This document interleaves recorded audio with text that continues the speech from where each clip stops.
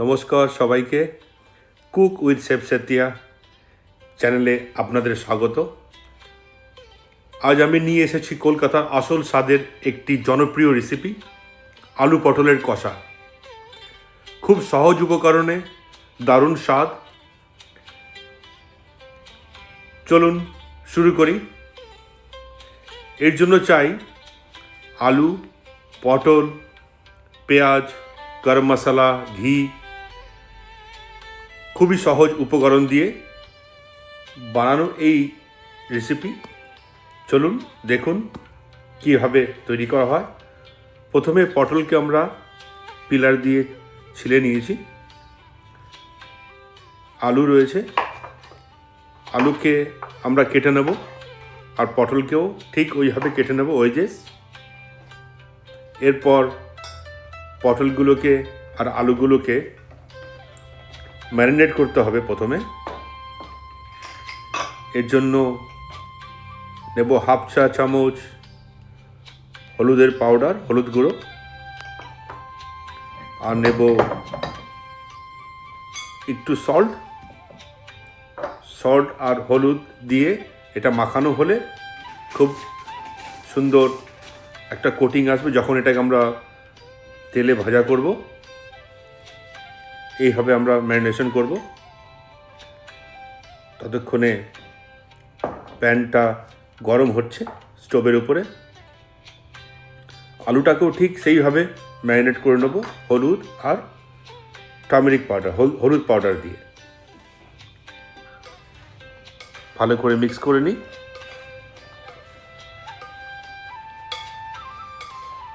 Mix হয়ে গেছে।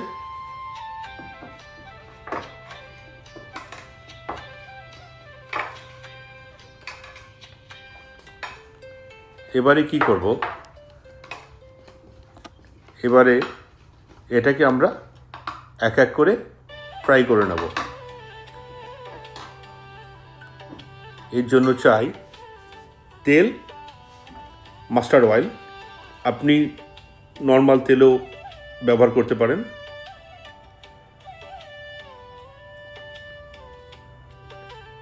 যেহেতু কলকাতার রেসিপি, অবশ্যই আমরা সর্ষের তেল ইউজ করব, ইয়া মাস্টার্ড অয়েল।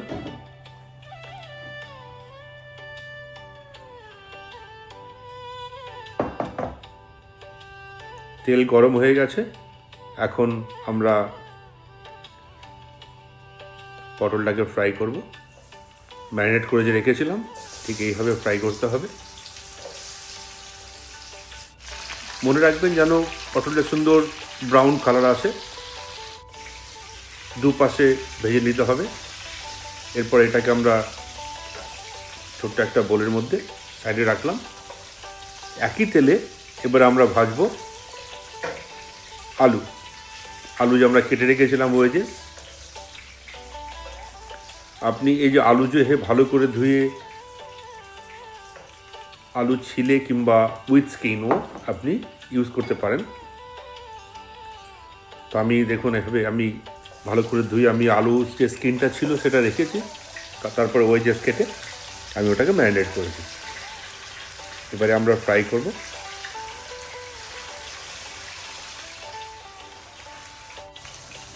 অলমোস্ট ফ্রাই হয়ে গেছে দেখুন। এবার এটাকেও তুলে রাখবো পাশে।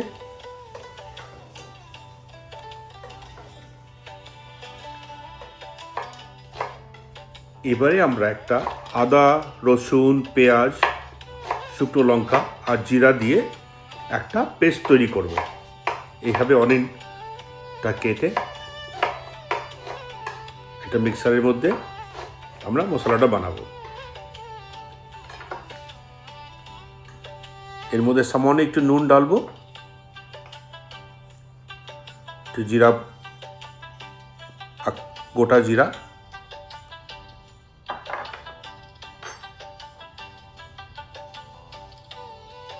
আর একটা কি দুটো ইলাইচি, আর লবঙ্গ, 2-3টে লবঙ্গ।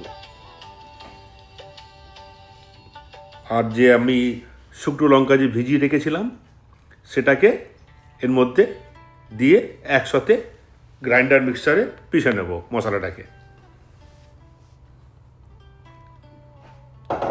চাইলে আপনি একটু সামান্য জল ব্যবহার করতে পারেন। মশলা তৈরি হয়ে গেছে। এবারে গরম তেলের মধ্যে একটু জিরা, একটু সাই জিরা, তেজপাতা আর শুকনো লঙ্কা দিয়ে একটু ভেজে নেব।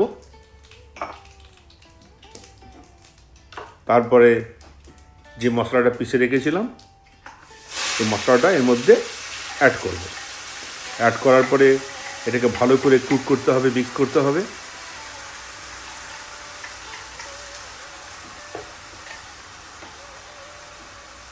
এইভাবে দেখুন, ভালো করে নাড়াচাড়া করে একটু মিডিয়াম লো হিটে পাকাবেন। যদি বেশি হিট থাকে তাহলে নিচে লেগে যাওয়ার সম্ভাবনা থাকে আর বিটারনেস হতে পারে টেস্ট, সবসময় এটা ধ্যান রাখবেন। এবারে এর মধ্যে আমরা অ্যাড করব আদা রসুনের পেস্ট, 2-4 চামচ আদা রসুনের পেস্ট। এটাকে ভালো করে কুক করে নিতে হবে।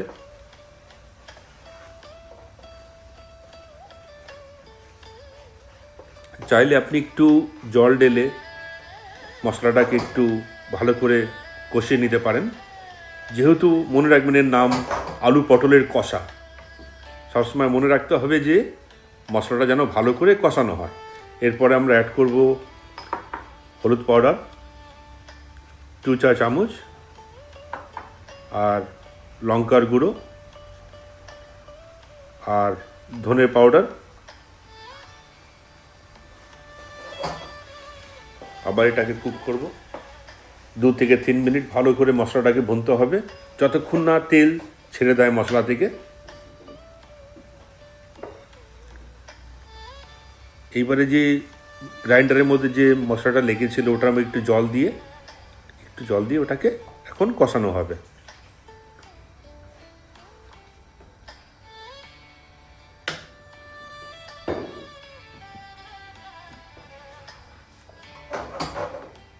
এবার একটু আপনি চাইলে হিটটা একটু বাড়িয়ে দিতে পারেন। একটু বয়েল আসলেই এটাকে ঢেকে দিয়ে আমরা কুক করব। এরপরে আমরা এর মধ্যে অ্যাড করব চপ টমেটো, যে টমেটো কেটে রেখেছিলাম চপ করে। এই টমেটোটাকে যেন ভালো করে যেন মিশে যায় সেটা আমরা ধ্যান রাখবো।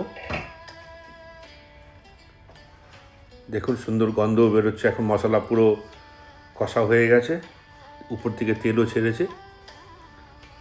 এই টমেটোটা পেকে গেলেই আমরা এর মধ্যে অ্যাড করব নুন, স্বাদ অনুসার নুন।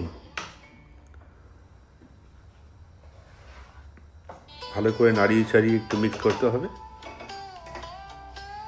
আবার এটাকে ঢেকে দিয়ে 5 থেকে 10 মিনিট কুক করব। এখন দেখুন তৈরি হয়ে গেছে আমাদের কষা ঝোল, সুন্দর গন্ধ বেরিয়েছে। এবারে আমি অ্যাড করব যে আলু আর পটল যে ফ্রাই করে রেখেছিলাম, ভেজে রেখেছিলাম, সেটাকে এর মধ্যে মিশিয়ে দেব।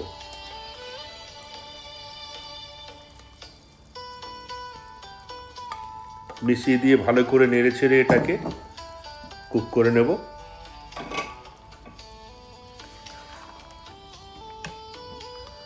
দেখুন কি সুন্দর রং এসেছে। যেহেতু আমরা যে ভিজানো যে কাশ্মীরি চিল্লি, ড্রাই চিল্লি ভিজিয়ে রেখেছিলাম সেটাকে যে পেস্ট করেছি মশলার সাথে,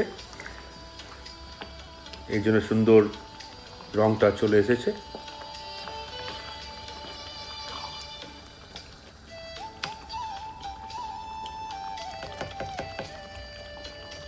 এটাকে আবার আমরা ঢাকনা দিয়ে একটু কুক করে নেব আর একটু গরম মশলা এর মধ্যে দিয়ে দেবো।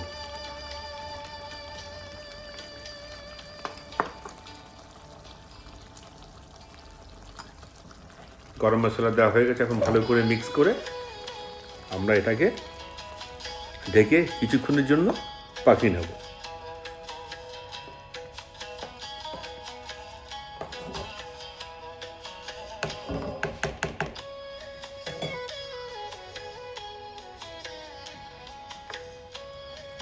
এবারে আমরা কি করব, দুটো কাঁচা লঙ্কাকে মাঝখান দিয়ে ফেরে আমরা ওই আলু পটলের কষার মধ্যে মিক্স করে দেবো। এতে সুন্দর একটা কাঁচা লঙ্কার যে গন্ধ থাকে, সুগন্ধ, সেটা কারির মধ্যে আসবে। দেখুন,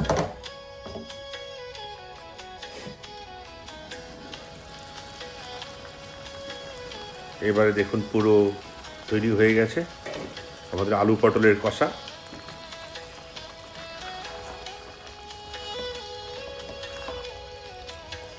এবারে আমরা কি করব, এর মধ্যে একটু ধনে পাতা কেটে এর মধ্যে আমরা মিশিয়ে দেব।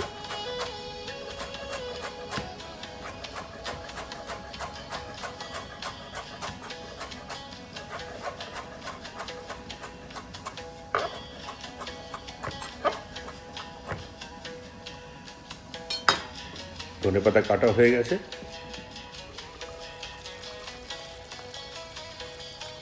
কি সুন্দর গন্ধ বেরিয়েছে পুরো কিচেনের মধ্যে। এবার আমরা এই ধনে পাতাটা মিক্স করে দিলাম।